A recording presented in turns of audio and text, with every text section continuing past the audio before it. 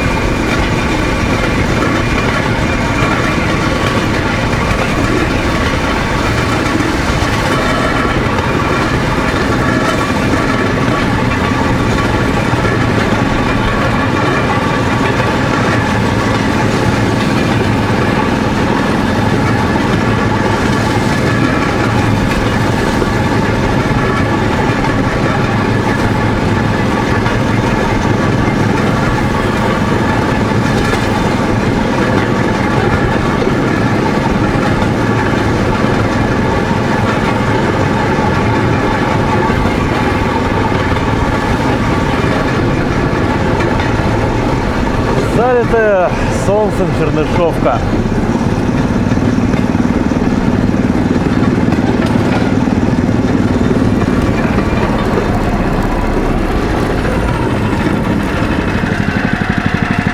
Как интересно, в роли указателя флюгарочки старый замок.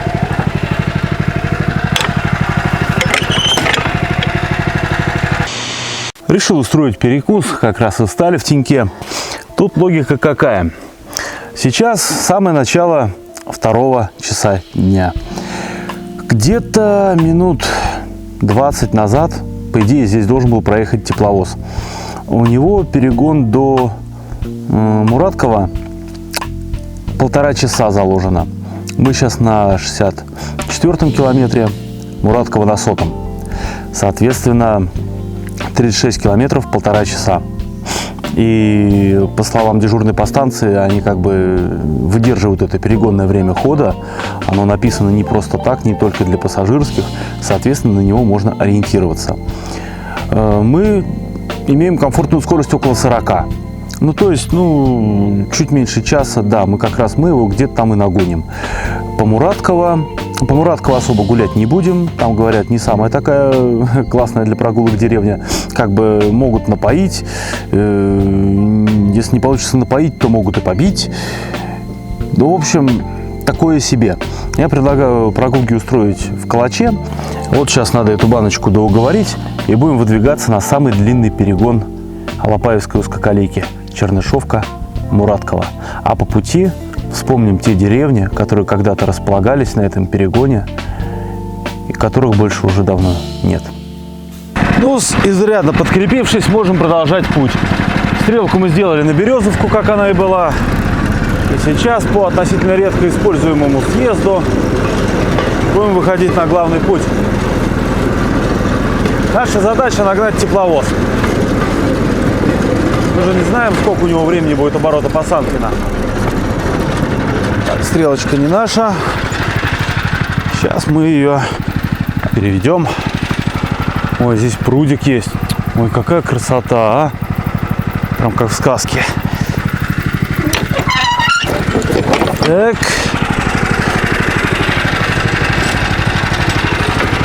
Главное не упустить ее в свободный полет. Так. И стрелочку обязательно возвращаем. Обязательные условия. Все. Стрелка прямо. Мы готовы двигаться дальше.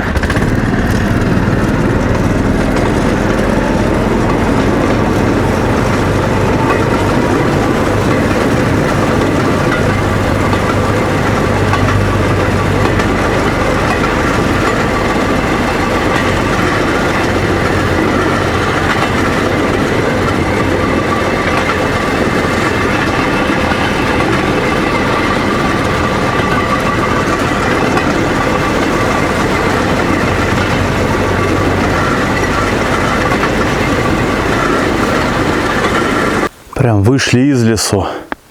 И здесь когда-то располагался поселок Паньшино.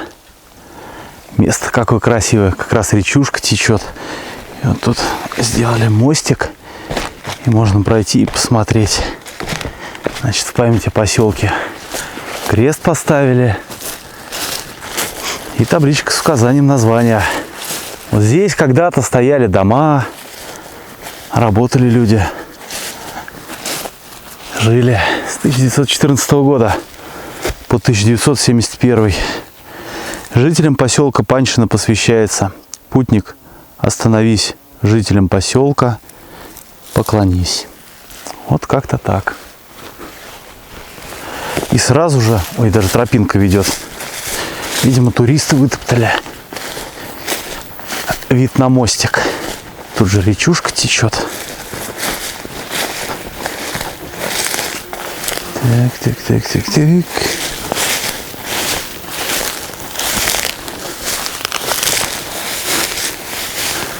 Ага. Ой-ой-ой. Так, ушел сразу в воду. В воду? Нет, не в воду. Повезло. В общем, такая вот здесь заводь, речушечка и такой мостик. Все мосты на Алапаевской дороге выглядят очень надежно. Ну еще бы, пассажирские поезда ездят.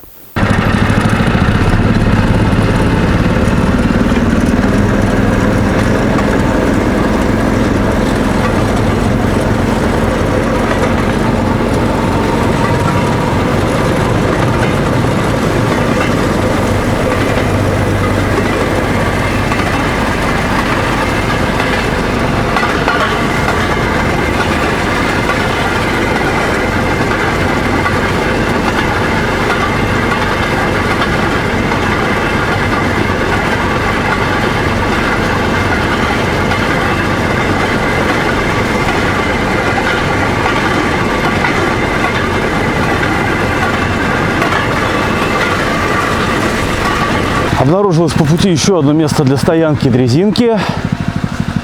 Берегите лес от огня. Сапоги чьи-то. И вот тут аж на 2 или 3 дрезины помосток. Такая лежневка. Представляете себе, лежневка, как эстакада, висит в воздухе. Ну и куда-то туда, видать, еще их увозят. Пойдем глянем чутка. Да, вот они, следы от гребней.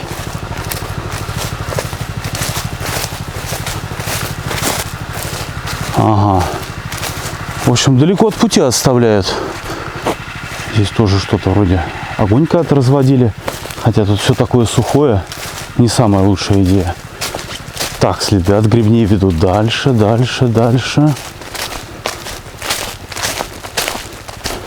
Господи, нахрена кому-то тащить дрезину так далеко? И все. И вот здесь вот такая стояночка у кого-то.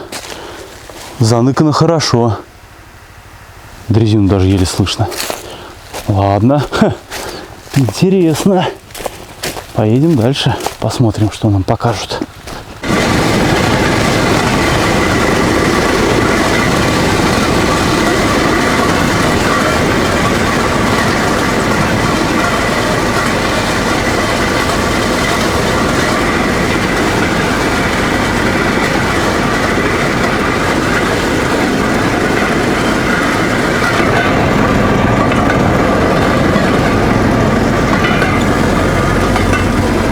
Вот по-любому здесь раньше когда-то была деревня. Ну просто читается и водоем, и местность, и так фрагментально заросшая деревьями местность.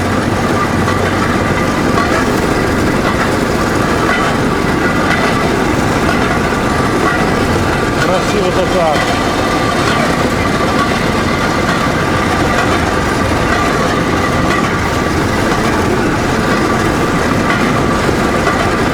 Течет неимоверно. Жара просто жесть. 30-ка она и есть. Солнце вон палит.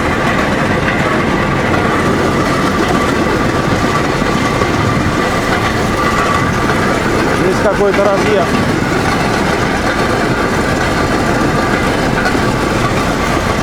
Второй путь. Да, одна из деревень.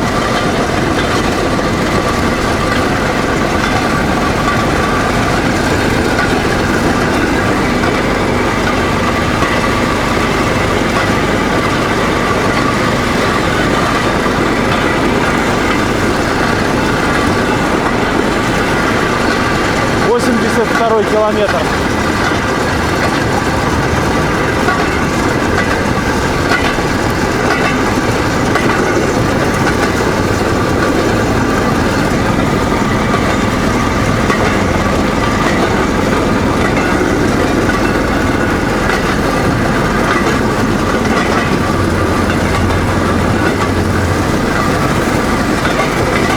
И вновь леса.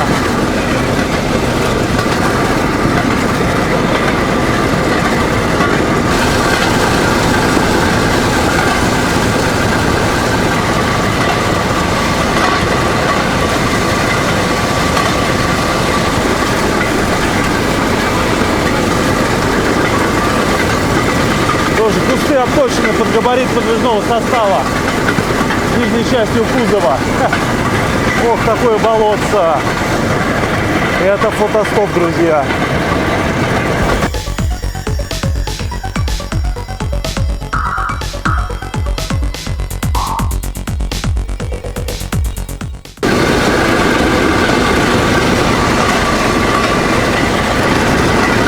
А здесь когда-то был поселок Подкур.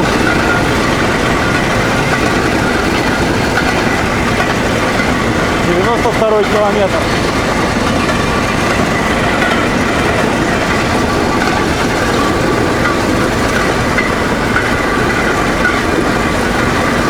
Или здесь был поселок Подкур. Как-то местность больше похожа на деревенскую. 93-й километр. Да, здесь был, вон, бревна сложно. Как будто с избы.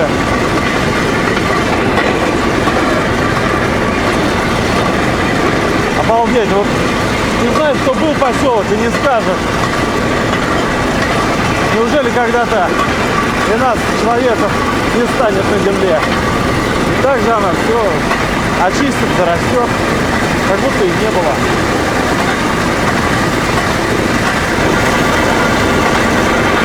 Были лесные пожары, выгоревшие деревья. Местный рыжий лес.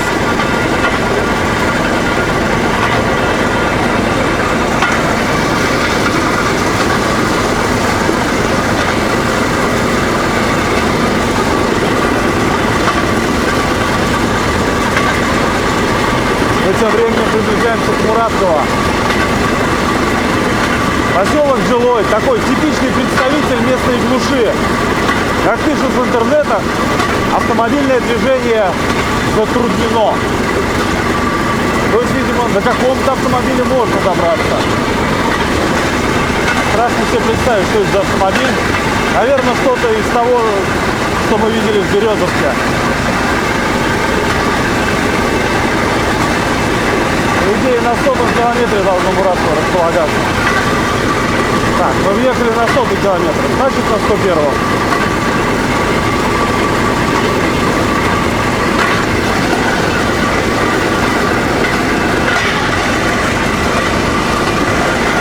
Да, внезапный переезд.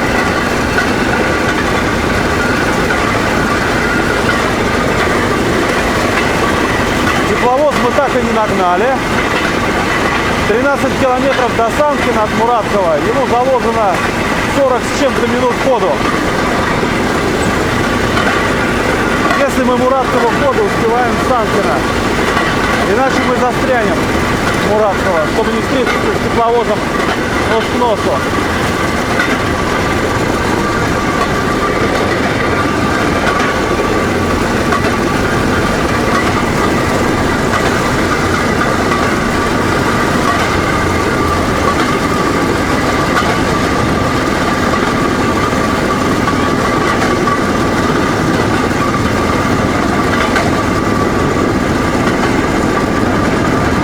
А вот и огромный мост через речку Кыртомка.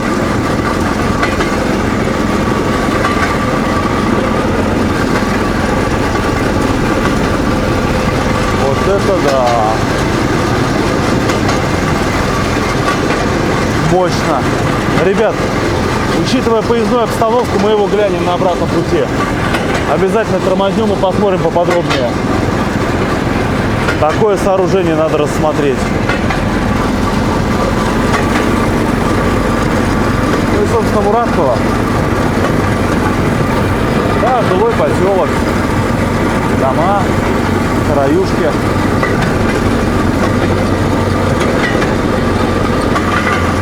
Невозмутимость класс экстра. О, Таврия. Сейчас пообщаемся немного. Здравствуйте! А тепловоз проходил на Санкина? Понятно. Хорошо, всего доброго. Чего? Школьников вез? Ага, ладно, хорошо, поаккуратнее поедем. Ничего не понятно, но очень интересно.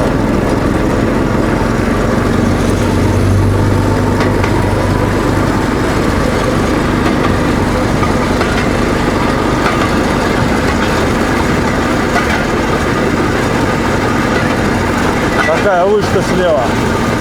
Camp Civilization.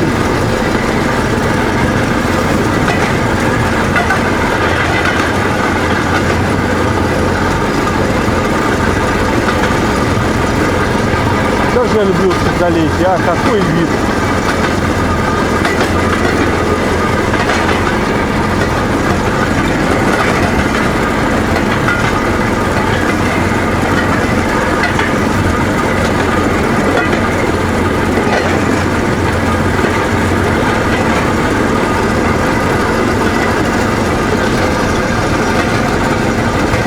Да, дежурные по станции отсутствуют Муратково, зато уложили новую платформу.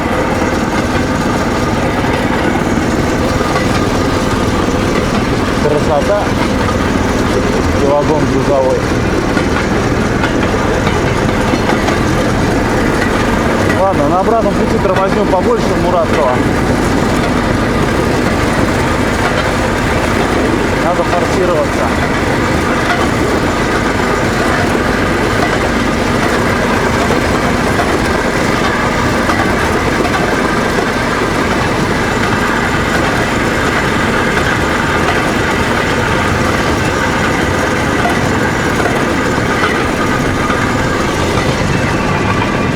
Какая же красота все-таки, а?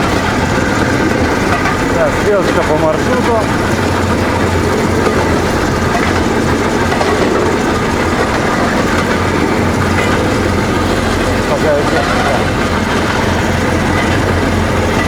Все-таки есть жизнь в этих местах, Так и есть. А там заготовка леса, походу, происходит. Вон сколько ассортимента. Тусовка какая-то. Совейские. Топливо. Сколько вон их, смотрите. Стволов. Даже запах чувствуется. О. Ладно, перегон небольшой, 13 километров. Муратово-Самкино. Самкино последняя полк цивилизации на этой магистрали. Калаши уже все, жопа. Хотя там, говорят, и ловит мобильный оператор, если забраться на вышку. Якобы Самкино дотягивается. Причем местный мобильный оператор. МТС, Мегафон, нет, якобы там не работает. Ой, как красиво скотчится, да? Вот какая-то дорога идет параллельно нам.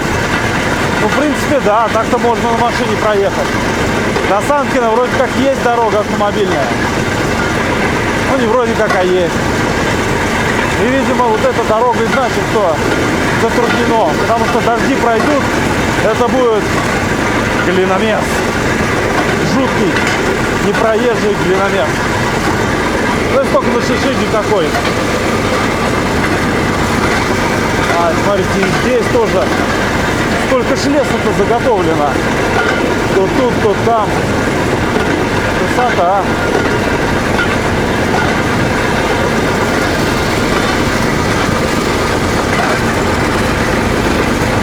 Да, 10 километров там осталось.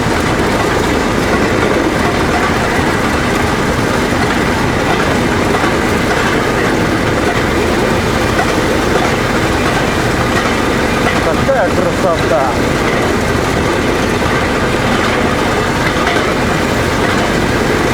Ну и хочу сказать, 44, 45, 40, 45 крейсерская скорость. С новой звездой меньшего диаметра определенно лучше ехать. Все-таки тяга не так важна. Мы туристы, а не добытчики. Буквально 3-4 километра осталось. Еще одно болотце. Красивая. Вот там кто-то охотится, летает.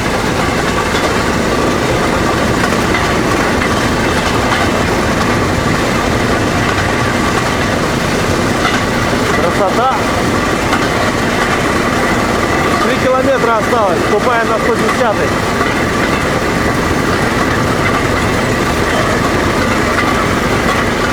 Жопу тепловоза еще не видать. Ну, надеюсь, застанем его на станции. Главное успеть до его отправления обратно в Ельничную. Чувак, ты что здесь забыл? Жена выгнала из дома. Ну ладно, садись, подвезу. Держись крепче, колбасит. Ну ты чё, брат? 42. Отчаянный чувак, конечно. Все, улетел куда-то. Видимо, он на мне доехал, куда ему надо было. Молодец. Так, здесь кривые. Едем аккуратнее.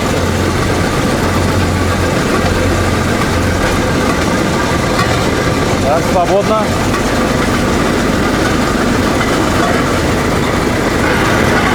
А вот обходной Самкино. Опять внезапный переезд.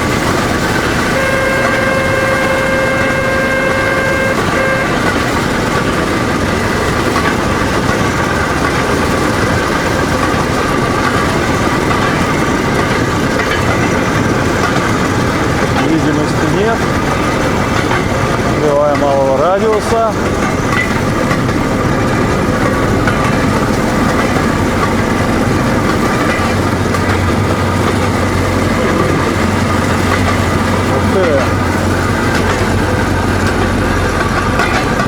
Какая красота!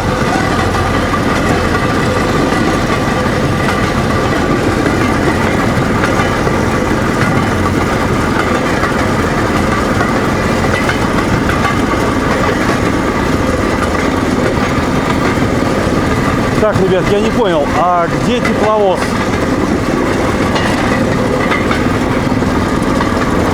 Вроде ж на Санкино должен был ехать. Слушайте, какая красивая станция, а? Как все аккуратно выкашено. Как все мимимишно. Мы здесь погуляем потом. В общем, ребят, у меня основная задача сейчас будет доехать до Калача, а в Санкино мы вернемся, чтобы заночевать. Поэтому все, мы посмотрим на обратном пути.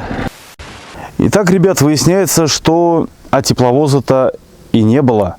И, видимо, там произошло какое-то недопонимание, может, 12 ночи имели в виду. Но, в общем, никакого тепловоза нет. Сейчас здесь все движение. Это летучка на вырубку кустарника на 134 километр ушла. Поэтому давайте-ка мы с вами немножечко дух переведем и поедем до Конечной, до Калача. А уже когда вернемся сюда, как раз вечером можно будет погулять и все посмотреть. А тут посмотреть, ой, есть чего. О! Сцеп, нифига себе. Начиная от сцепа и пожарных цистерн, заканчивая депо. Летучка будет работать до самого вечера. У людей смена. Им дают по такой пикет, вырубка и уборка кустарника. Все. Поэтому мы их будем там объезжать по земле. Ну а сейчас я вам покажу просто станцию Санкино. Посмотрим подробно, повторю, когда вернемся. Вот такой вот вокзальчик аккуратный. Плиты и здание дежурной по станции. Станция Санкино. Ну и поехали потихонечку. Так, здесь есть разворотный треугольник. Это круто. Это значит, дрезину можно будет не разворачивать, а по треугольнику сманеврировать. Ну, в принципе, вот 4 пути. По узкоколейным меркам это крупная станция. 4 пути. Огонь. И в Санкино находится третье депо Алапаевской узкоколейки. Вот мы его сейчас можем видеть.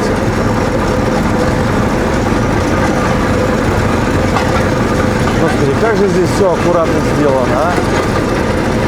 Любо-дорого смотреть.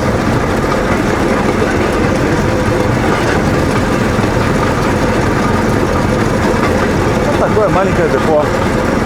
Эстакада даже. Но здесь мы еще погуляем.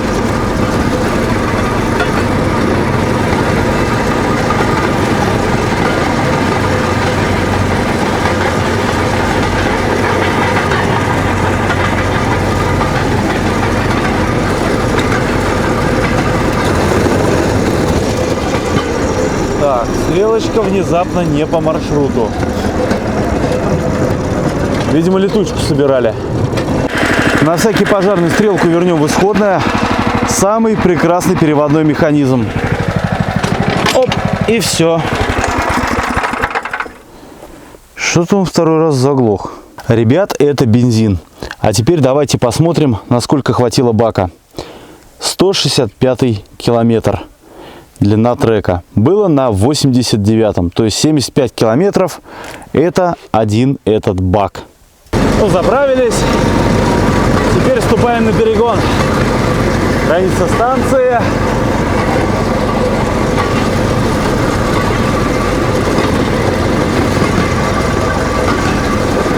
Сразу же видна чья-то дрезинка. Необычно, мотор спереди. Большой грузовочек сзади.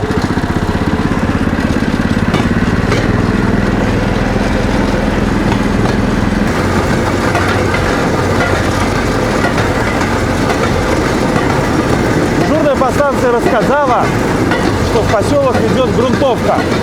Автобусы по грунтовкам не пускают, поэтому ходит пассажирский поезд. У кого нет машины, только на нем. Да, дороги грунтовые, грейдеры.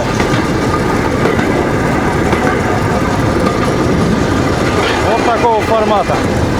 В принципе, нормальная дорога. О, смотрите, как интересно. Это дрезинка с колесами от тракторной телеги 2 ПТС-4. По размеру они точно такие же, как и обычные, пионерочные. Это, можно сказать, вариант-заменитель. То есть вот эти меняются на эти. И как бы все это нормально катается. Вот, посмотрите. Вполне себе пойдет. Тоже дрезинка для хозяйственника. Огромный такой ящик и движочек впереди. Логично, здраво. Так. Какая-то помойка. Ладно, едем дальше. Впереди нас ждет крупнейший на этой дороге мост через речку. Речку Туру. А далеко ехать не надо. Вот он.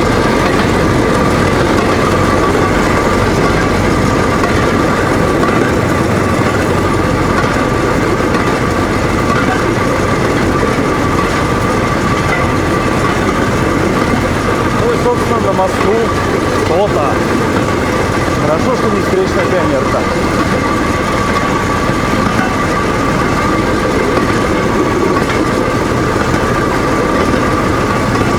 Да, хорошо, наверное, летом в деревню, на каком-нибудь мотоцикле, на езжаке, вот так вот на речку.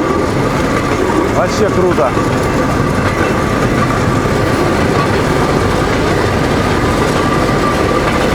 Неприветливые ребята. Вот такая вот река.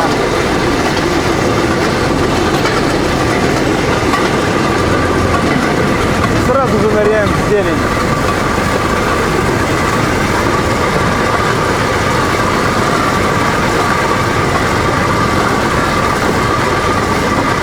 Дорога на Калач.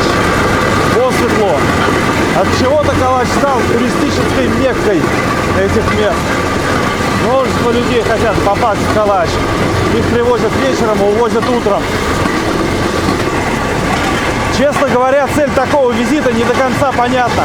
Что там смотреть ночью? Ну ладно, ездят, значит нравится, значит хотят, пожалуйста.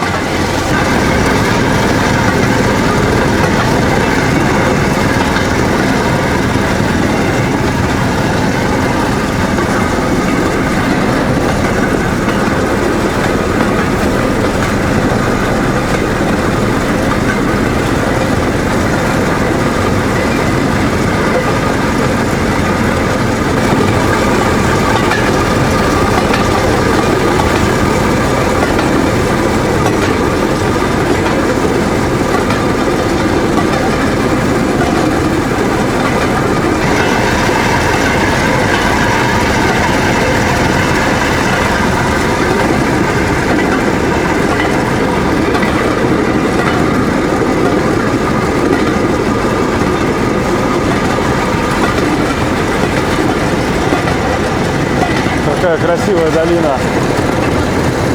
Все в цветах.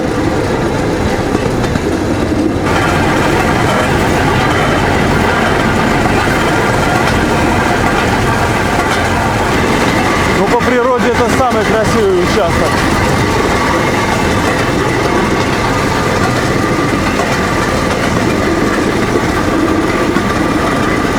Запах азота бьет в нос.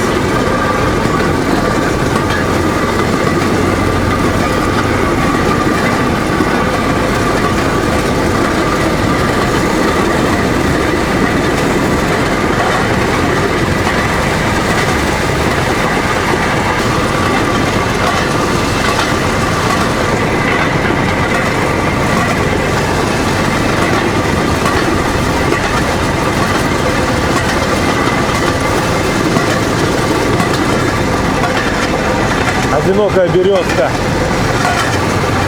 Как она там народилась? И тоже подпалено снизу, обратите внимание.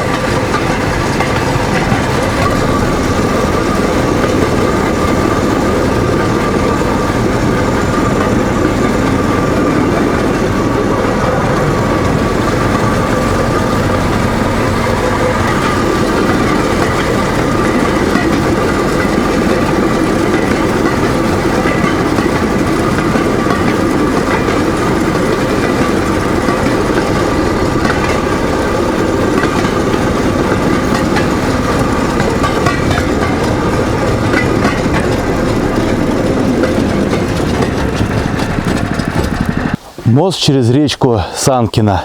Река не то чтобы самая такая крупная, Но мост построили капитальный. Пойдем посмотрим поближе. Все прям забетонировано, все подходы. Наверняка по какому-то ГОСТу это все сделано. Так. Прорубаемся.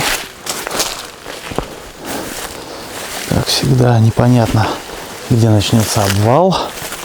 А нет, все понятно. Смотрите, какой мост красивый. Здорово, правда? Вот такая конструкция будет стоять и стоять десятилетиями. И ничего ей не будет. Старые, наверное, не быки, а ну типа волнорезов, такие отвалы, что когда идет большая вода, она же несет кучу всякого, вон с той стороны видно, чтобы оно не повредило опоры. Класс. И видно, все пропитано, древесина такая зеленоватая слегка на мосту. И это пропитка антисептиками. Сделано качественно, видно. Здорово. Крутецкий мост.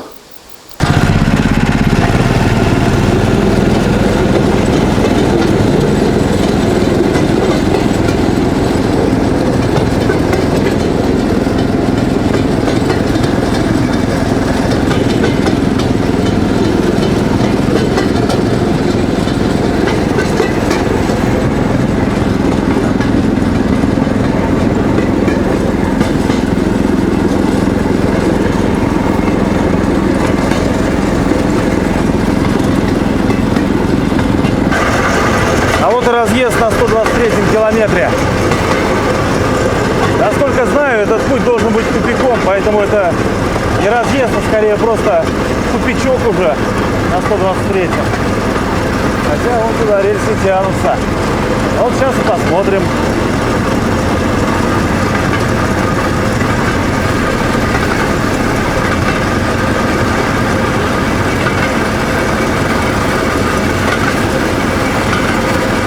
Да, все-таки тупичок. Следы лесных пожаров, друзья. Сейчас проехали, было 2 дерева лежало перепиленных. Тут был огонь, тут горело. По крайней мере, с этой стороны точно. Вон все пожженное стоит. Видимо, узкоколейка, как просится, сработала и не дала огню перекинуться на эту часть леса. Хотя тут тоже вон паленое все. Но здесь горело сильнее. Да, страшное зрелище. Выгоревший лес.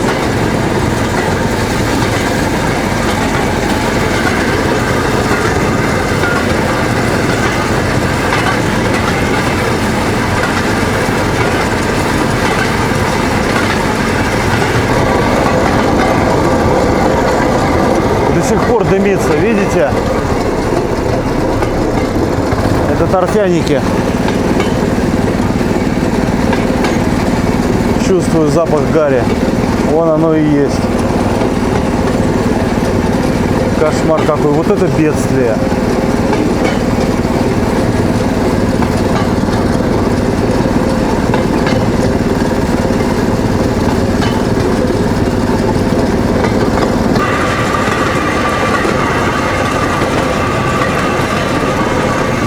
Сразу виден результат работы. Скошено, не скошено.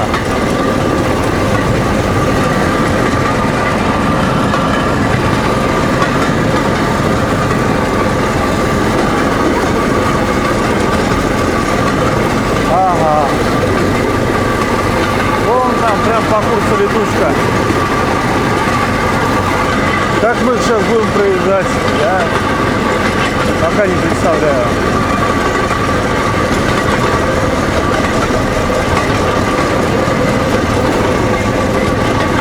Да, это просто береза ветром колыхается, поэтому кажется, как будто ехал. Да.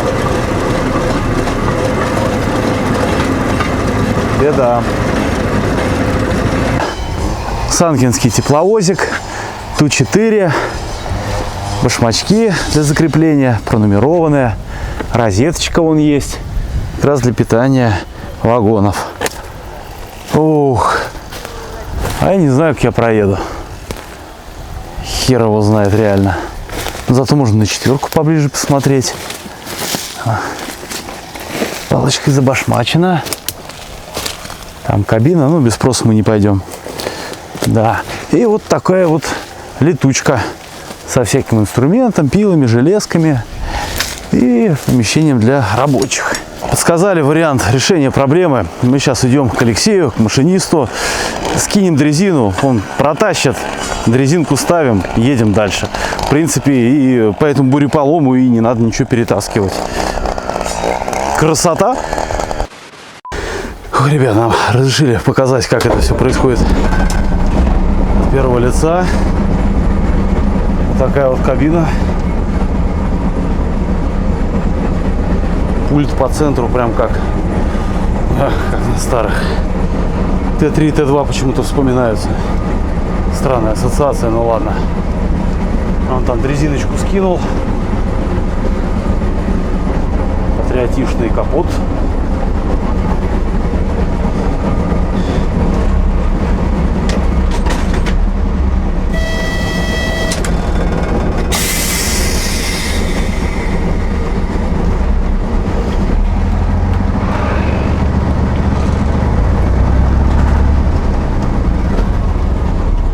Видно, мы дали медведь.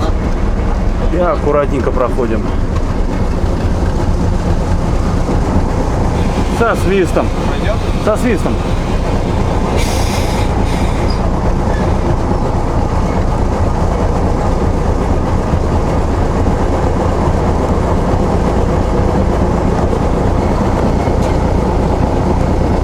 Ага. Все, спасибо. Вот так вот взяли и протянули. Коняшка.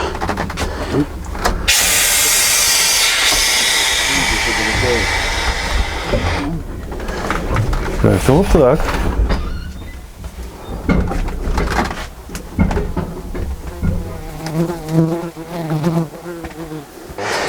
Теперь ее надо как-то вызволить. Сейчас попробуем задним ходом как-то там что-то изобразить. Хуже, я надеюсь, не будет. Честно говоря, ребят, возникает устойчивое желание не торопиться обратно в Санкино, задержаться в Калаче и подождать, когда ребята закончат работу и летучка как бы уедет домой.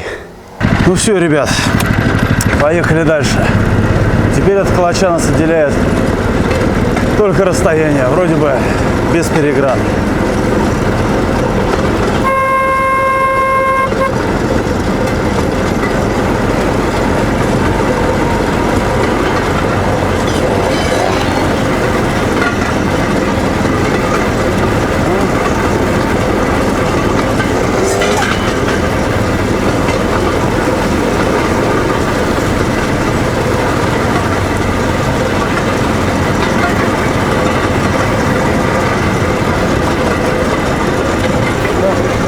Все, спасибо!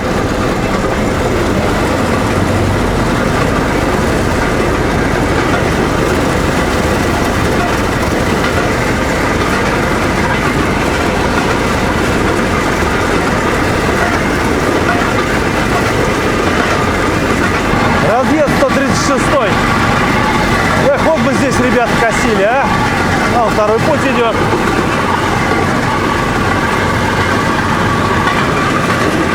Да, счастье было близко.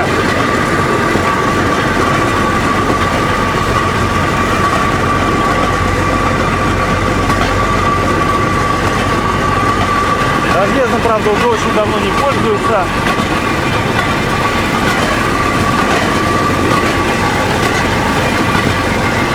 А второй путь вроде как лежит.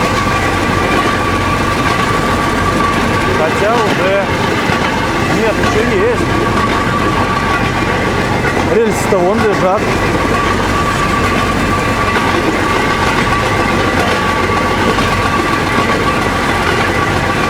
И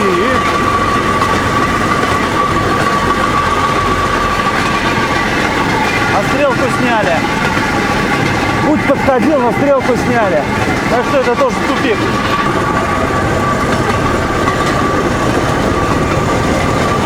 макаром и едем. Кривых аккуратненько. Даже вот так. Ну, видимости же нет никакой. А пионерку или тепловоз услышать нереально. Шумно? Я слышу только одну пионерку, свою. Ну вот, в этот раз никого. Едем дальше. Ребят, знаете, от чего в этом лесу запросто можно вечером или ночью отложить кирпичей?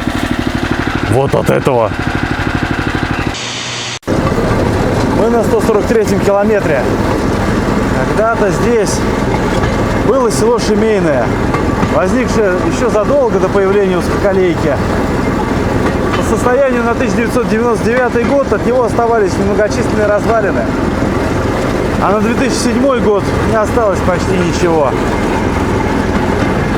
Сейчас ничего не напоминает о том, что здесь когда-то было село. Кроме такой вот широкой площади без леса. Ну, жители Калача обычно приезжают сюда на сенокос.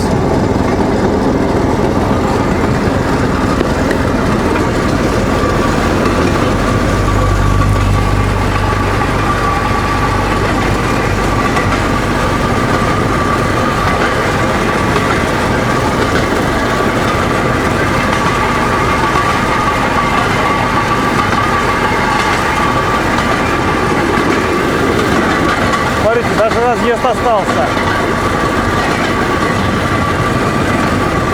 Как раз на заготовку леса цепи подавать. Скорее всего, это даже не разъезд, а тупик.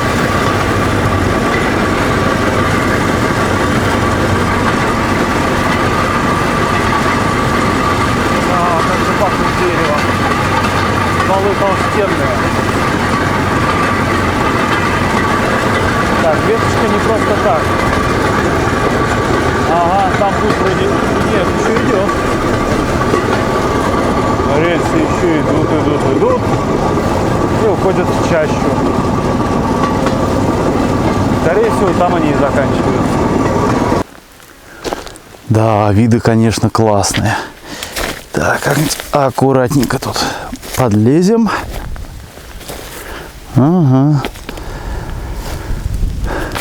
Вот такая вот ферма моста. Кстати, еще клепанная, обратите внимание. Так, получится поближе. Опа. Да, еще на заклепках. Удивительно. А, здесь типа плотины сделаны. Вы посмотрите, задан уровень воды верхнего бьефа. И по такому лотку, чтобы вода шла вниз. Удивительная конструкция, признаться. Ну, сейчас уровень воды достаточно низкий. Судя по берегу, он поднимается, бывает весьма ощутимо. И маленькая каменная кладка уже отсекает воду. Такое вот красивое озерцо. Класс.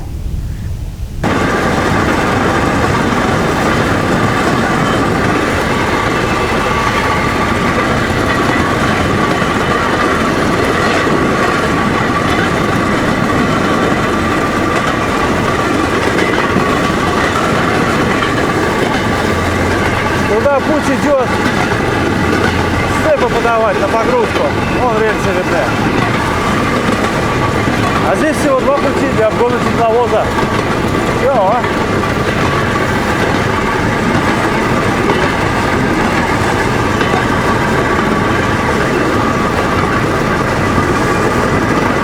150 километр.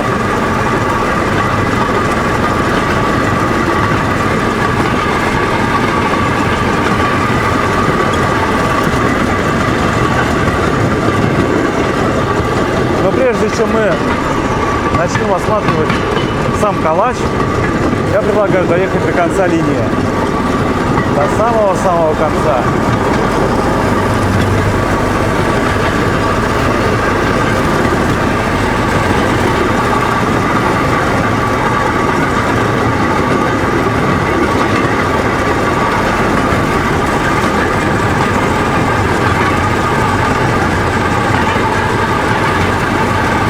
Потому что линия, она огибает поселок. Можно пока посмотреть на деревню с тыла, так сказать. Причем выложены трубы.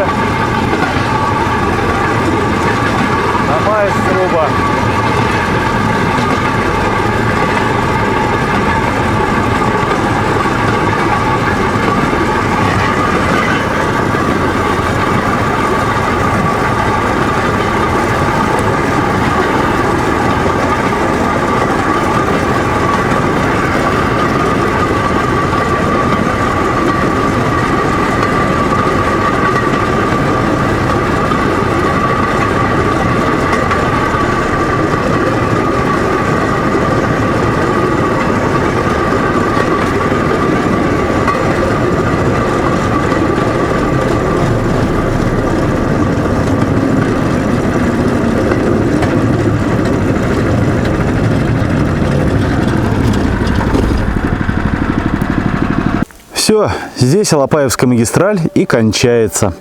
Ранее пути тянулись на 20 километров в леса. Участок Романовский, который был ликвидирован в 1980 году, был конечным населенным пунктом Алапаевской узкоколейки. Но сейчас тупик находится в деревне Калач. Эта деревня – край цивилизации. Дальше леса тянутся на сотни километров вдаль. Глядя на карту, становится жутко, как будто это последний мыс и начинается просто бескрайний тихий океан из тайги. Но деревня, несмотря ни на что, обитаема. То ли 5, то ли 7 человек здесь продолжают жить. Более того, Яндекс.Навигатор даже может построить автомобильный маршрут отсюда в цивилизацию. Правда, что это за дорога, история умалчивает, но мы ее обязательно посмотрим. И люди, живущие здесь, даже получают электричество. Несколько лет назад для этого был специальный дизель-генератор. Платформа припаркована у этой тупиковой призмы не просто так. Дело в том, что эта призма, сложенная из бревен, представляет собой заезд для какой-либо техники прямо на платформу. И ведь в Калач нормальных дорог-то нет, а технику надо как-то перевозить. И вот есть такой вот способ. Какой-нибудь там трактор гусеничный на это на все забирается и заезжает на платформу. И уже тепловозом едет по узкоколейке в цивилизацию. А еще тут целый дрезинопоезд стоит. Вы полюбуйтесь. 2 мощных прицепа и дрезина с ураловским движком. Вот это, кстати, это завод. Такой двигатель, такой реверс-редуктор. Это определенно завод. Единственное, что цепь... она тоже полноприводная. Ну-кась, ну-кась. Да, ребят, вы посмотрите. Она тоже полноприводная. Какая красота. И оппозитный ураловский двигатель. Ух, зверь-машина. Реверс, насколько я знаю, заводской. Сейчас это большая редкость. И очень элегантно выполненное лобовое стекло. Как все хорошо видно. Сцепное устройство тоже заводское. С обеих сторон подпружинено, чтобы была амортизация, и зашплинтовано костылечком. Классное решение, хотя и вполне очевидное. И какие-то странные грузы. Но если с баллонами еще как-то можно понять, то вот это вот, я не знаю, для каких диких зверей такая клетка создана, но выглядит внушительно. И все это, ребят, вот тянется одной дрезиной. Самый настоящий поезд.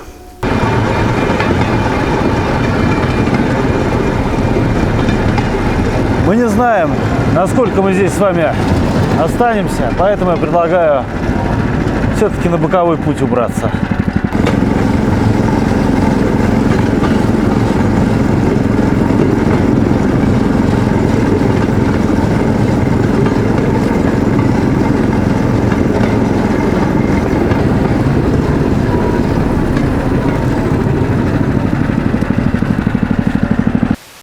Ну и вот он, наконец-то, почему-то легендарный для многих туристов Калач. Место, куда не так, чтобы просто добраться, и цели посещения которого, честно говоря, непонятны. Станционное здание, оно уже давно не работает по своему прямому назначению. Насколько я знаю, здесь жила какая-то семья. Но сохранена табличка «Станция Калач». Красивая такая. А знаете, все-таки интересно, что-то как будто здесь никто и не живет. Как-то вот на зал ожидания больше похоже, если честно. Давайте попробуем посмотреть. Так. И вот, заперто. Доброго пути. Доброго здоровица. Да, зал ожидания закрыт. Видимо, открывают только для туристов. Ага, понятно. Ну, как бы он есть. И даже печка какая-то стоит. Хочу отметить, что территория рядом с вокзалом вся выкошена. Ну, это четко видно, четко заметно. И, наверное, единственная такая станция без платформы, ну, без бетонной платформы, как-никак какая-то платформа есть. И одна из местных достопримечательностей. Чтобы позвонить по местной мобильной симке, необходимо подняться вот на вот эту вот вышку. И тогда кое-как из Санкина сеть якобы дотягивается. Насколько это правда, сказать сложно, но деревянная лесенка подперта. В сильный ветер эта башня, кстати, еще так ощутимо, говорят, качается. Ну ладно, пойдем посмотрим, что такое калач и с чем его едят. Деревня встречает нас крестом и уже мертвыми избами. Ну, может, и не все, но многие из них уже точно необитаемы. Хотя удивительное дело, вон там видно УАЗик, как будто дрова лежат заготовленные. Поразительно. Живут же люди в таких местах. Зачем? Не могу понять. Наверное, корни держат. Может, не хотят менять. Может, просто понимают, что здесь мой дом и точка. Почему бы да? Зато тишина здесь какая. Только природа и ничего кроме.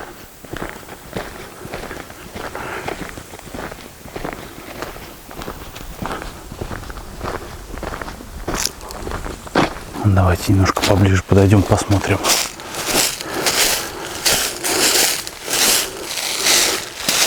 Либо жили-жили, да померли, либо уехали.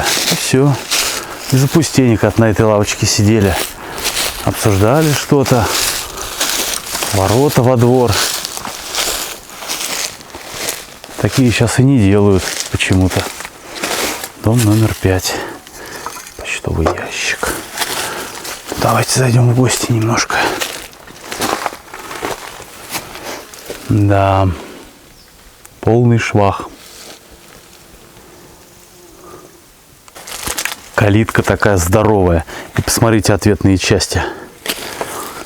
Кузнец, небось, какой-то делал. А сюда засов так хоп и зашел. А еще обратите внимание, какая широкая улица.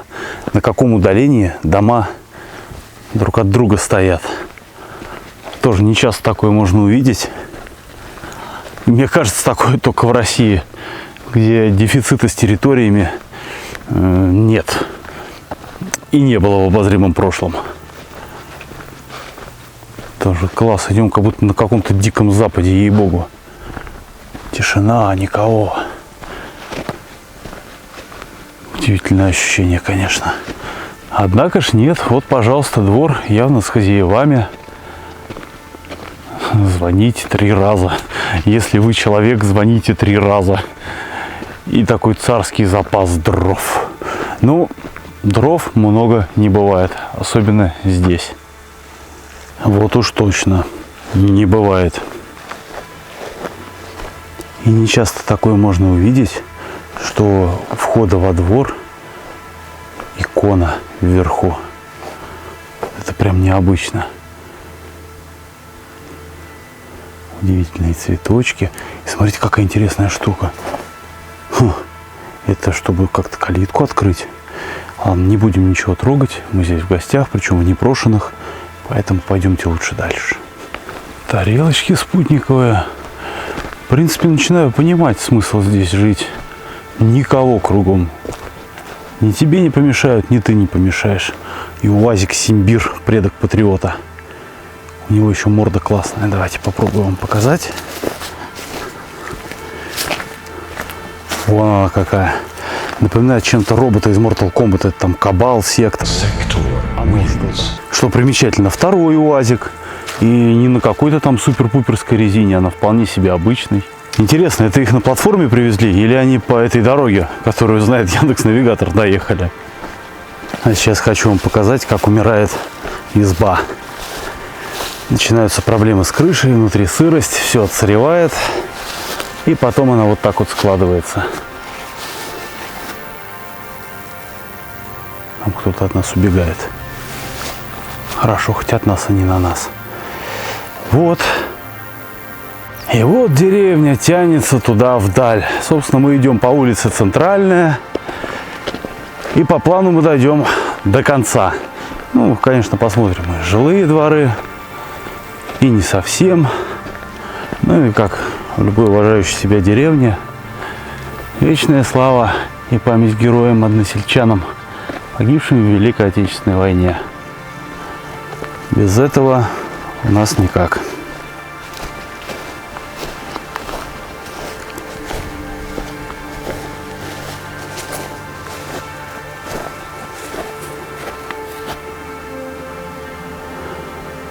А народу-то сколько, вы посмотрите.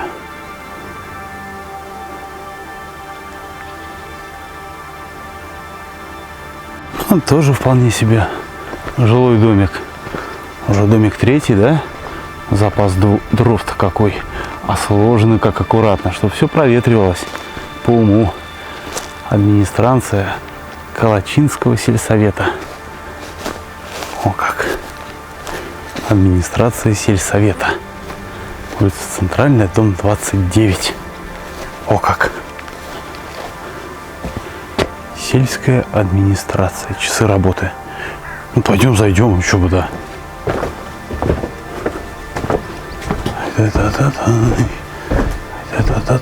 Тук-тук-тук.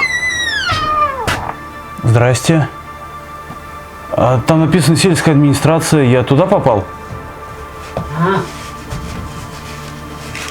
Я так понял, здесь не администрация, да? Здрасте. Здравствуйте. Извините за вторжение, Извините за вторжение, я не думал, что вас как-то потревожу. Не тревожил. Да? А то я думал, тут администрация написано. Когда я жил-то там, дом-то у меня загорел. В феврале. И вы сюда перебрались? Сюда, ну. Понятно. Ну, я за ним перебрался, просто начальство пришли. Ага. Они печку протопили, он 5 лет не топилось. Ага. Не топилось вообще. То есть администрация была. Ага, понятно. Вот они протопили. Жил там пока временно у вербованных. Сейчас они уехали, только зимой приехали. Лес не валят уже. Ага. Потому что лес не увозят, Ага. а дорого. Видимо, зимой на фишки будут возить до Горшая, как нынче возили. Это по зимнику? По зимнику? Ну, Ага. 35 километров. А летом этот зимник, он проезжий? Я не знаю, не знаю. Просто вот интересно, вот два УАЗика, а как они сюда попали? Их по узкоколейке привезли или они по зимнику доехали? А там на вокзале, что ли? Ну, рядом, да, рядом. Не, ну мало ли, просто знаете. А может, проехали, не знаю. А бывает, что приезжают Угу. УАЗик, это значит, кто, не знаю. Я сегодня не видел их, УАЗиков. Понятно. А сколько вообще человек сейчас в Калаче-то живет? 6. 6 человек? Понятно. Ну, одна да, живет из Санкина. Ага. Она сюда уехала, ушла от мужика. Так. Они, видать, не списаны. Ага. 3 ребятишек, 2 дочери, да, парень. Но парень уже в армии служил, в мае месяце пришел. Ага. А старшая дочь здесь не живет. Пойдем, посидим хоть, Да пойдемте. покурил хоть. Спасибо. Да не снимай.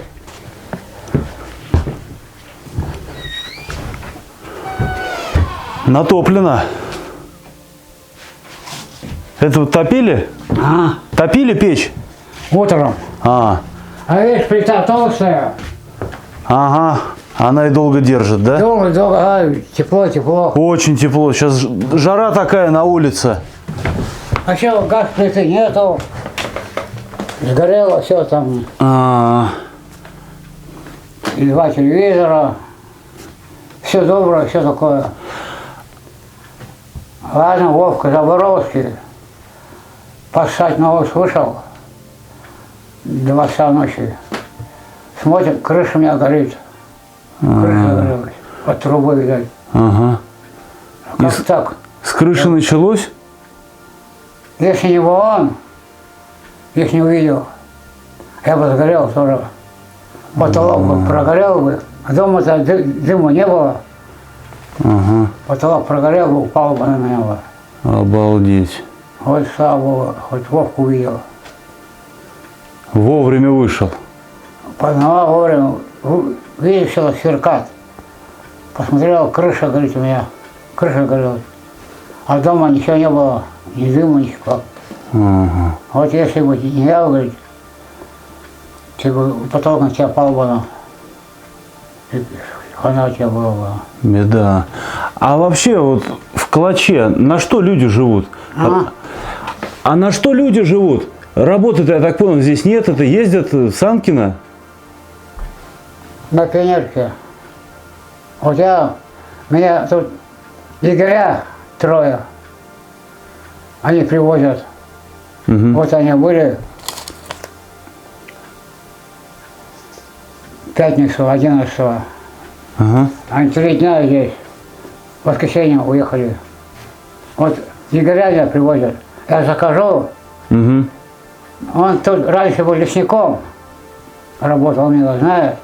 Я ему лес варил, я вальщиком был здесь. Угу. А сейчас мне уже 68 лет. И Угу. на пенсии давно уже нахожусь. То есть вам 68? Ага. Вам 68? Да, 68. Ага. Я жил в Муратково. Знаешь Муратково? Ну, проезжал. Вот там школу кончил, и в армию оттуда ушел. А потом все, работа не стала. Бардак надо. Раньше там работы много было в Муратково. Ниже склад был. 3 смены работали. 3 смены. А потом вот за счет свету. Но там до света горит постоянка, как в Санкино. Тоже постоянка, а здесь нет. А здесь когда свет? Вот он в 8 включат вечером. Ага. И до 10:30 И все. все, Ага. отбой. А утром с 7 и до 8, на 1 час. Вот так живем. У кого-то что, как хочешь, так живи. А продукты, когда бывает, я сам на пионерке сижу. Ну, кто едет, ну, у меня друзья-то есть, Ага. приезжают, чинчихи, там зять, сестра, племянница, еще племянница. Алешка Ткачук их, у нее пионерка, он там в конце живет. Угу. Вот он их на пионерке сидит, встретит. По возможности он тоже едет туда же, их увозит потом через 3 дня. Вот мы с ним съездим, он тоже в магазин ходит, я с ним в магазин. Туда-обратно, все надо, то возьму. Насчет продуктов я голода не живу. Картошка пока есть. Люда Заборовская приносит. У меня картошка сгорела вся. Угу. Угу. Вот. Остался без картошки. Ладно, слава Богу, хоть Вовку увидел. Да, повезло. Меня бы тоже не было. Что Вовка вышел на улицу, крыша горит. Сразу бежал ко мне. Я спал. Угу. Я здесь сплю, так двери не закрываюсь. Угу. Я тут тоже вот не закрываюсь. От кого закрывать сюда? Я вообще не закрываюсь. Даже у меня ночью двери тут немного приоткрыты. А там вообще открыто. Угу. Всё. Понятно. А зверь-то захаживает сюда? А? Зверь заходит. Медведи, кабаны, лисы, волки. Ходят Ходят. кабаны, медведи. Я уже 2 раза встречался. Они не трогают. С северной стороны, с этой, черные медведи, а с южной стороны серые, рыжие, какие-то рыжеватые. Ага. Но рыжеватые они меньше ростом. А на севере большие, здоровые. Они не трогают. Как увидел тебя, сразу чук, и нету. А прыжок у него мощный. Вот не зря говорят, что лося ловит спокойно. Ну, еще 2 раза видел. А я тут с грибами пошел, видел. Она ушел, видишь, прыжок, все, нету. А тут тоже за грибами пошел, нынче тоже прыжок. И как раз Юра приехал, Игоря приехали. Угу. Они эти кормят лосей, наберут там соли, да, крупы, да, куда-то ездят, там у них и кормят. Ага. Они знают это место уже, Они их не трогают вообще. Ну, говорит, что, говорит, Боря, говорит, ходят, говорит, медведи, говорит, ходят. Я же видел 2 раза, северный, южный, не тронули. Позапрошлом году, землянику собирал за мостом. Полбетона набрал, такими прыжками, медведь. Как-то меня не задело, а то странно. 5 метров вот. Такими прыжками. Обалдеть. Широкую. Медведь. Это, да, такой здоровый, блин. Они не тронуло меня. А что бетон беру, не стал собирать. Пошел, заглядываюсь. Ага. Один раз в августе, позапрошлом году, по шишке собрался идти. Утром, рано. Небо затянуто. Я думаю, сейчас дождь будет. Сел на крыльцо, там у меня стул, табуретка, вот такая же. Ага. Закурил. Круг такой. В мою сторону все движется. Все больше, больше, больше, больше. Все стало возле больницы. Но больницы сейчас нету уже там. Она развалилась. Рядом я живу больница. Мария Богородица. Вот верь, не верь. Видел сам. Я еще глаза закрыл. Открыл, нет, Мария. Снова закрыл. Нет, не мерещится по правде. Потом она 2 руки подняла вот так. На одной руке крест. Вот так. Ладно, это инструмент. Пошел к Сереге, он благоверующий, и бабушки, и сестра. Я к Сереге так и так. Она тебя, говорит, с тобой не просилась, говорит, она тебя, говорит, благословила. Вот так руками. Потом, после этого, тут бабушка жила, сейчас ее нету, она умерла. Пришла, Боря, пожалуйста, собери 3 литра бетон земляники. Я с собой зараз плачусь, бутылку дам. У нее постоянно водка была. Я вообще схожу, как раз ела под утро. Пошел, а там недалеко кладбище. Ну, метр может, не знаю, может метров 50. На крыше-то видно. А та земляника крупная, там такой сосняк растет. Там раньше покос был. Вот собираю, такое. Все такое. Понял. Опять. О, стал сразу. Змеи, все зеленые, рты поскрывали. И в мою сторону. Все рядом, я палку, что ли, бетоном, думаю, ударил. Смотрел назад. Таким в сторону кладбища ушли. Главное, там много их змей. Главное, все зеленые. Я весь вспотел. Моментом, как будто вода облился. Я такой жуть змею. Я кто знает, окусит меня. Пошла эту историю, люди рассказала, она тоже священница. А Боря говорит, ты, говорит, благодари, говорит, Марию Богородицу, она тебя спасла, она их отогнала. Я вот никогда это не забуду. Постоянно вспоминаю. Когда вот, где дом сгорел, да, а по ту сторону пойду и смотрю в небо. Вот сейчас август. Я видел его 27 августа. Вот мне в августе 23-го будет 68 лет. Вот так вот. Да. Ну, спасибо за интересную историю. Спасибо. Ну ладно, пойду я потихоньку. А то сейчас вечер скоро, а мне еще назад ехать. Вот. Спасибо вам большое, что пригласили. Как тебя зовут-то? Максим. Василий? Максим. Максим? Да.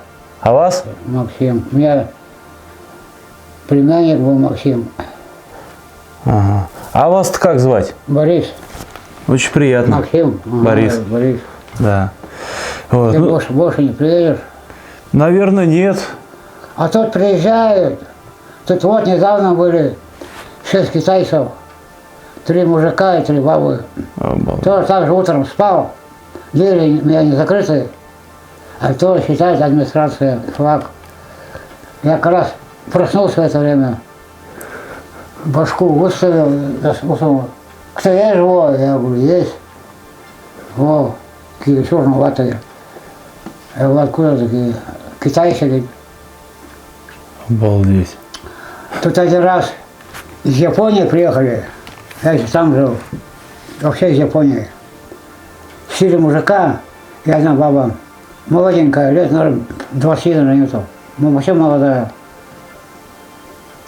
Они по-китайски, ой, по-японски говорят, а тот переводит. Что я говорю, он им переводит, что я говорю. А как думаете, почему все едут в Калач? Вот я сам удивляюсь. Тут тогда приехал из Москвы один. Из Москвы вообще один. А Люда пустила на квартиру ему. Ну, там, в конце. Он там жил. Он тоже пришел ко мне. Тем более, я говорю, пойдем хоть прогуляемся по улице. Я говорю, пойдем. У него фотоаппарат. Побольше этого. Он сидел в фотоаппарат, меня снимает. Вот. А как раз флаг, ветер был сильный. Столбы даже поломало. В самом конце много столбов попадали. А тут сохранили. И как раз флаг. Все ходит, я говорю, флаг надо завесить. Ну все. А мне давай фоткать тоже с флагом. Ага. Я говорю, как ты можешь знать, что я тебе говорю? Пошли, зайдем к тебе. Пошли, зашли. Он сумку вытащил, бутылку водки и бутылку пива, 1,5. Себе наливает пиво, а мне водку, стакан полный. Ага, ладно, выпили. Попьем, да посидим, да, ну, еще, говорит, прогуляемся. Он снимал меня. А потом меня по телевизору стали показывать. Понимаешь? Он вот что сделал. По-настоящему по телевизору мне показывают. Как я флаг вешал, а видимо мне нравится. А это потом многие узнали по Лопаевску. Даже в Японии это узнали. Они к нам приходят, туда пришли. Тебя Боря зовут? Я говорю, да. Мы тебя, говорит, знаем. Я, как тебя знаешь? А тебя, говорит, по телевизору показывали. В Японии показывали, да. Они меня сами это начали снимать. У них, как типа фонарик, когда что ли, там экран снимает.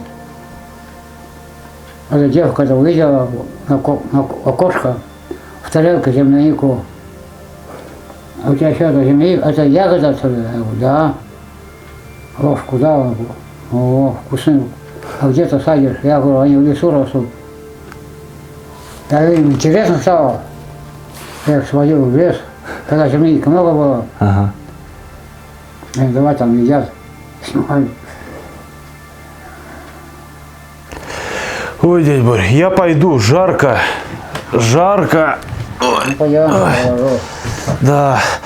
Ну, спасибо за рассказ. Я уж дальше сам. Спасибо большое вам. Уже на выходе дядя Боря добавил, что все-таки живет 9 человек. Но получается не так уж и мало. Одно дело там 3, то, что говорили, другое дело 9. В 3 раза больше заявленного. Так что как-то так вот здесь люди живут. Запас дров, конечно, просто поражает. Ну, сами понимаете, электричество несколько часов в день. И рассчитывать можно только на себя. Ласточек сколько. Еще один трелевочный трактор. Вполне распространенная здесь техника. Но неудивительно, коли лесозаготовки велись. Ими и работали. А дров-то, господи. А тут прям целый терем, 2 этажа. Ласточки вокруг летают, господи. Друзья, какое умиротворение на все на это смотреть. И мне очень нравится красивый белый забор. Класс. Ну и, конечно же, есть местный таксофон, спутниковый телефон. Тоже солнечные панели. Ай, да, даже использует его кто-то сейчас. Как-то так. Так что не просто так здесь телефон стоит, а реально действующее средство связи. И даже на вышку лезть не надо. Конечно, очень интересное чувство, ребят. Вот там вот на сотни километров лес. Просто на сотни. Может, поэтому там медведи такие черные и здоровые. А время уже где-то 6:30. И радует, что летучка уже уедет на Санкино. Не уткнемся мы на нее, не надо будет обратно дрезину перетаскивать. Честно говоря, слава богу, как-то это прям тяжело. Вся груженная, вся экипированная, как никогда. Еще и уклон такой мощный, еще эти там ветки, сучки. Такое себе, ребят, такое себе. Ну как не попасть в калач? Вот столько проехать и сказать: нет, а в калач я не попаду. Ну, сами понимаете, несерьезно. А вон, кстати, совсем забыл показать. Здесь очень большое распространение имеют рельсы узкоколейные во всяких вот таких вот подпорных конструкциях. И на заборах иногда. Но столбы все на этих рельсах. Мы с вами видели рельсы конца 19 века. А интересно, вот эти какие. Жалко, клейм не видать. Причем какие избы еще только зарастают, а от каких уже и фундамента не видно. Сколь разная судьба у домов в Калаче. А ведь красиво, особенно входные ворота с такой, с маленькой крышей, двускатной. Такое, знаете, где-то в сказках только видел. Что-то такое, знаете, это старорусское, вот наше. Вот чем-то вот отдает таким вот. Не делают сейчас так. Дорогие туристы, расскажите нам с дядей Борей, зачем вы стремитесь все попасть в Калач? Какой в этом смысл? Ну, как бы, не, здесь клево, я согласен, но можно найти такие места и поближе. В чем фетиш Калача? Напишите, пожалуйста, в комментариях, с удовольствием почитаю. Вот тут сразу видно серьезный хозяйственный подход. И белый пёсель, и всякие каракаты, и вездеходы. Ну вот, видимо, на таком можно здесь ездить по Яндекс.Навигатору. Да, на нас смотрят. Суровый хаск. Да, еще и с прицепчиком. Круто, реально круто. Техника. Вот уж точно, много дров не бывает. Здесь поленится. Здесь поленится. И даже напротив. Вот посмотрите, бывшая изба. Не дают ей обвалиться, всю переделали в одну большую поленницу. Вот это я понимаю. Автономность. В общем, ребят, на картах видна автомобильная дорога, уходящая через лес и множество других деревень к городу Туринск. Даже Яндекс маршрут строит 106 километров за час 50. Давайте ее посмотрим, что это такое. Это ошибка на картах или внезапная какая-то цивилизация.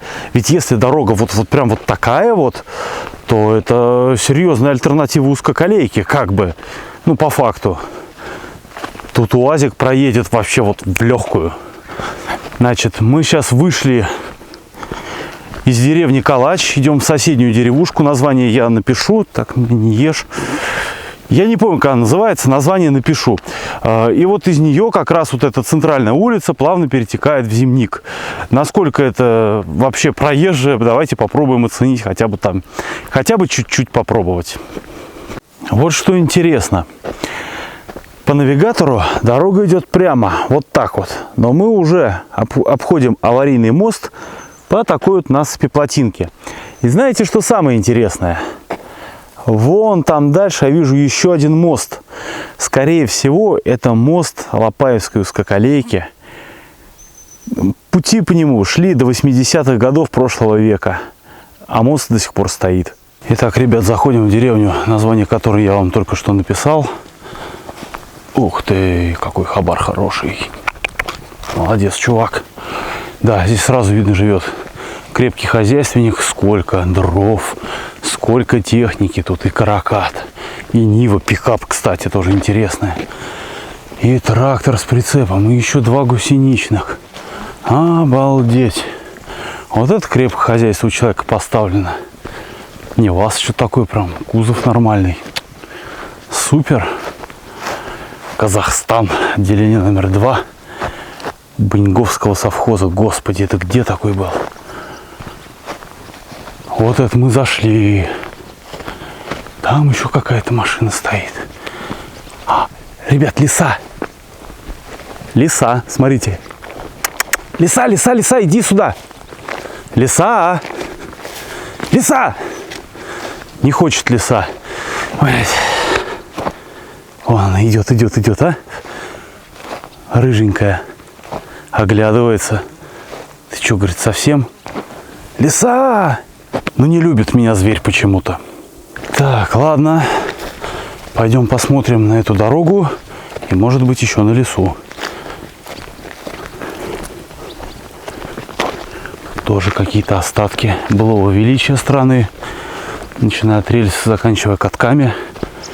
Ну, прикольно, 18-е рельсы. Ну как гнется, а? Блин, обалдеть, мы только что видели лесу. Прям вот. Ну, доплюнуть, конечно, не получится, но ощутимо близко. Знаете, я надеюсь, вам сейчас видно. Вот видите, вот дорога заканчивается, сразу лес. Эта дорога сейчас будет вниз нырять. Надеюсь, когда мы поднимемся на возвышение, не увидим там стаю волков или кабанов. А вон лиса, смотрите, лиса. Лиса, лиса, лиса. Гоним лесу дальше. Благо в лесу нет углов. Мы ее не загоним в угол. Это отчаяние, она нам глотку не перегрызет. Вон она топ-топ-топ-топ-топ-топ пошла. Кицунья. Причем хочу заметить, лиса такая нажористая, шерстка у нее ухоженная, годная. То есть кицунья следит за собой и хорошо питается. То есть в этих лесах годная кормовая база. Ну, вот к такому выводу можно прийти.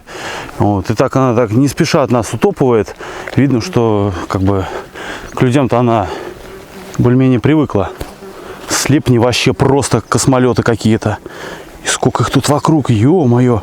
Это мелкая гадость. Нафиг. И там на меня сел, короче, такой типа вертолета прям был. Ну-ка, ну-ка, ну-ка. Ай, твари. Летают, очкуют, не садятся. Ох, так. Ну что, Яндекс.Навигатор. В общем, ребят, как-то вот так вот выглядит эта дорога. Честно говоря, если она такая на всем протяжении, то это вполне себе вариант, я бы сказал. Мошкара летает. Ну, как-то здесь, по крайней мере, трешака какого-то не видно. Вот по карте я нахожусь вот здесь вот. Хоп-хоп. А вот это уже пошел калач. А это станция. Вот как-то так, ребята. Ну что, нам пора возвращаться в Санкино. Единственное, предлагаю постараться дотопать до того моста, который, скорее всего, узкоколейный. Уж очень интересно посмотреть на него. Не, ребят, честно говоря, какой муравейник. Не особо-то я рад, что подписался идти тот мост смотреть. Потому что хер знает, где иду. Хер знает, что найду. Но я не уверен, что когда-то я еще буду в Калаче. Поэтому, знаете, хочется все-таки глянуть.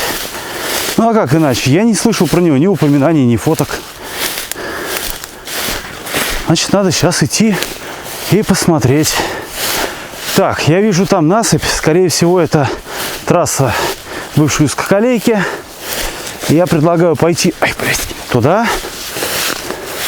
Блин, по пояс трава, ё-моё. Вроде тут не топи. Так, лишь бы кабанов не было. Вроде все стабильно. Вот.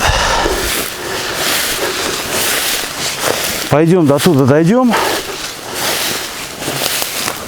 Там по трассе-то всяко легче будет. А назад до дрезинки будем возвращаться уже там, поверху. Потому что здесь, ну что-то совсем как-то. А вот, лишь бы там никто не ужалил снизу.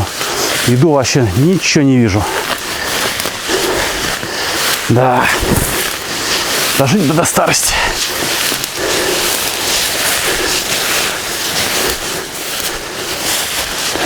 Так. Ага. Так, там как будто камыши растут. И здесь тоже обходим куст. Мухи бурысь. Так, выходим.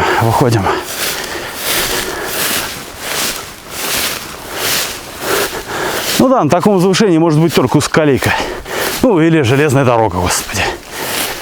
Так, форсируем забор. Оп. Надо же, выдержал. Прикольно. Так. Это были ягодки. Цветочки впереди. Так. Теперь мы лезем в гору. Опа, бля, муха. Вот это горизонт. Поднимаюсь. Ребят, если это недостойно вашего лайка, я не знаю уже, как извернуться. Ну-кась. Та-дам! Ой, там человек. Нет, дурак так поперся в обход. Да, смотрите. Щебень есть, засыпка есть. Это была когда-то трасса узкоколейки. И как раз ее тогда разобрали, брысь, что даже шпал не осталось. Вот такая вот история, ребят. Пойдемте глянем на мост. Дело к закату. Медведи до хера, и они наглые. Жить хочу, надо форсироваться. Господи. Смотрите, белая собака. Твою мать, это волк, сука!